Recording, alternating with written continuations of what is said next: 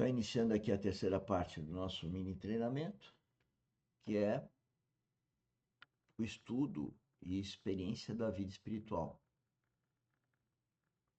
É o ponto alto. Nós saímos do nível horizontal, em gestão cristã, falamos da gestão cristã e a importância dela, e como pô-la em prática, e sempre ascendendo, como é o cristianismo.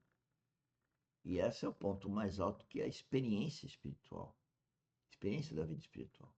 E aí vem essa frase em destaque amarelo, que é como orar, porque eu quero alertar as pessoas, e orar não tem nada a ver com o que a religião fala. A orar é um relacionamento com Deus.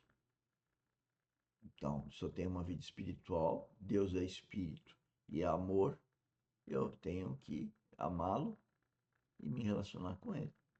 Ele deu o filho dele para me salvar e salvar você que está me ouvindo. Esse é o princípio básico, né? Bom, aqui então nós pegamos e colocamos um vídeo, né? De alguém de um preletor, né? Como a gente já vem fazendo há algum tempo. Então vamos escutar. Porque as nossas orações, como o Senhor Jesus disse para Pedro, dar-te-ei as chaves do reino. Tudo que ligares na terra terá sido desligado nos céus. Tudo terá sido ligado no céu. E tudo que desligares na terra terá sido desligado nos céus. Ele volta esse assunto em Mateus 18. Ele vai dizer isso desde o versículo 18. Ele vai dizer, tudo que for ligado na terra terá sido ligado nos céus. O que for desligado na terra terá sido desligado nos céus. Se dois dentre vós concordarem acerca de qualquer coisa, que seja a vontade do Pai, assim será feito. Onde estiver 2 ou 3 reunidos em meu nome, ali eu estarei presente. Esta é a doutrina, irmãos, da oração e o rei. Não é a oração e o meu carro, não é a oração e o meu prazer, é a oração reino. Pai nosso que estás no céu, santificado seja o teu nome, venha a nós o teu reino. Oração, em primeiro lugar, ela tem que estar intimamente ligada com o reino. Não é com o que eu quero. Você pode interceder pelas coisas periféricas? Pode. Está errado? Não. Mas você saberá, mais cedo ou mais tarde, que as suas orações, em primeiro lugar, está ligada ao reino. Buscai, em primeiro lugar, o reino de Deus e todas as coisas serão acrescentadas. Então, se nós buscamos todas as coisas, colocando o reino em segundo lugar, não teremos acréscimo de nada. Pelo contrário, teremos o fracasso de tudo. Então, irmãos e irmãs, como é importante que o Espírito Santo tome o seu lugar de volta nesta igreja do século XXI. Como nós estamos precisando, coloco aqui com muito cuidado, de um novo Pentecostes. Estava lendo um trecho escrito pelo irmão Campbell Morgan, e ele disse algo muito interessante, que um dos pavores que nós temos da cruz e da obra do Espírito Santo é porque se nós tivermos que nos relacionar com a cruz e nos submeter à obra do Espírito Santo, nós temos que ter certeza que o nosso mundo será destronado. Nossa rotina será mudada.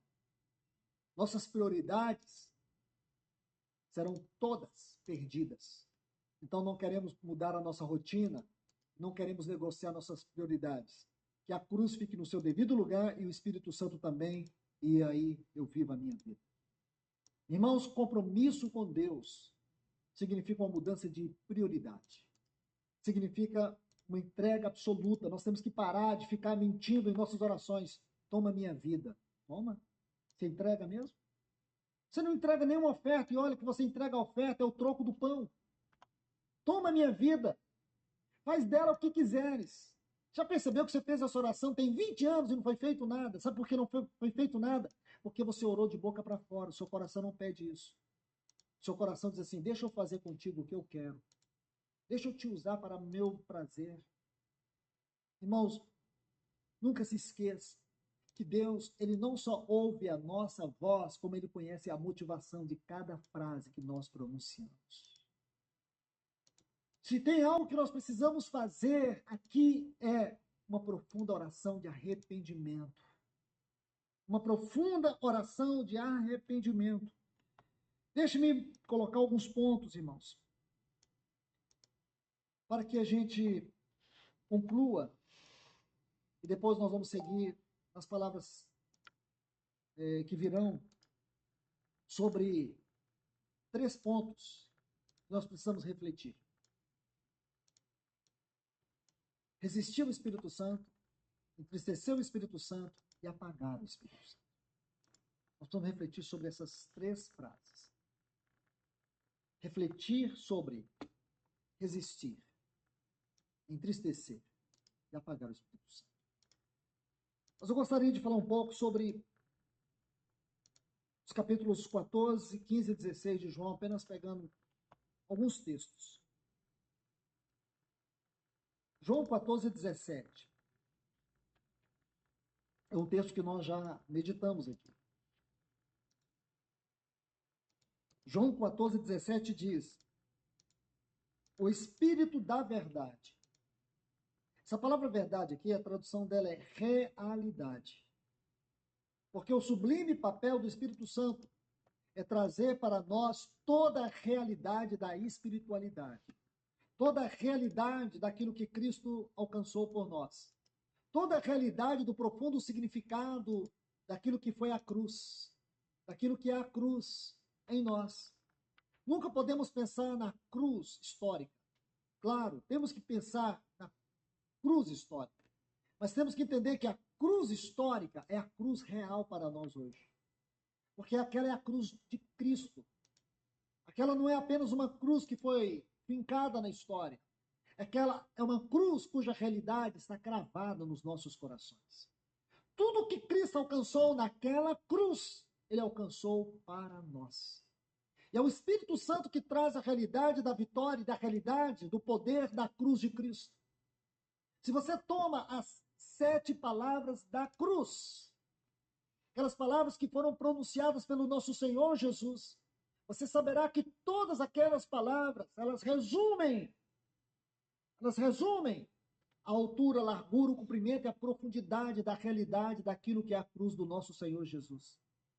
E cada uma daquelas palavras, elas demonstram não apenas o coração escancarado do nosso Senhor, mas as bênçãos provenientes para nós. Não são palavras quaisquer, são palavras de um peso extraordinário. São palavras que elas vão nos libertar. São palavras que vão mostrar direitos que agora nós temos, garantias, certezas, esperança. Eu posso dizer para vocês que de tudo aquilo que nós podemos chamar o evangelho pregado por Cristo Jesus podem ser resumido nessas 7 palavras da cruz. Me atrevo a dizer que essas são as palavras mais profundas ditas pelo nosso Senhor. Cada palavra, cada frase ali precisa ser estudada aos pés do Senhor. Como Moisés, despido de suas sandálias, em reconhecimento à reverência daquele lugar e da presença daquele que falava com ele. Assim temos que ser nós com essas palavras. Sabe por quê, irmãos? Aquelas palavras não são as palavras da cruz apenas. Aquelas palavras, elas são as bênçãos da cruz para nós. É isso que você tem que entender. É a palavra do perdão, a palavra da segurança, a palavra daquele que foi desamparado para que nós fôssemos incluídos. Ele foi desamparado. É a palavra do triunfo. É a palavra da certeza eterna. É isso que você tem que ver ali. Mas quem, irmãos, tornará isso realidade para nós? Quem tornará essa verdade realidade para nós? Porque quando você lê Hebreus, capítulo 2, você vai ver o escritor dessa epístola descrever um pouco da cruz, onde ele vai falar que Cristo, naquela maravilhosa obra da cruz, ele nos livrou do pavor da morte. É isso. Cristo nos livrou do pavor da morte. Por quê? Porque em Cristo nós temos uma vida eterna. Cristo deu a vida por nós. Ele saiu da configuração, eu chamo, de Deus Filho, de acordo com, como acordo com o Pai, se encarnou como homem para dar exemplo de uma vida que agrada a Deus, para que a gente imitasse, para que a gente o imite, sendo cristocêntrico, e seja dirigido pelo Espírito Santo, que é a única forma que nós temos de nos transformar em mais semelhança dele. Essa é a nossa ação. Esse é o nosso propósito. É fomentar o empreendedorismo geotécnico, cristão verdadeiro e produtivista, para ter Cristo em nós. E não existe coisa melhor do que isso. O que nos traz tristeza é ver os nossos filhos, os nossos pais, os nossos cônjuges, os nossos amigos de trabalho, amigos de turma, não visualizando, não tendo discernimento sobre isso que falamos.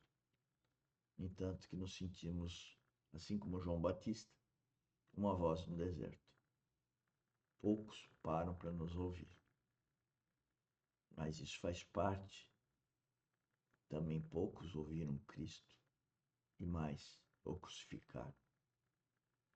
Até amanhã. Bom trabalho, um bom dia. Bom Cristo em nós. Tchau, tchau.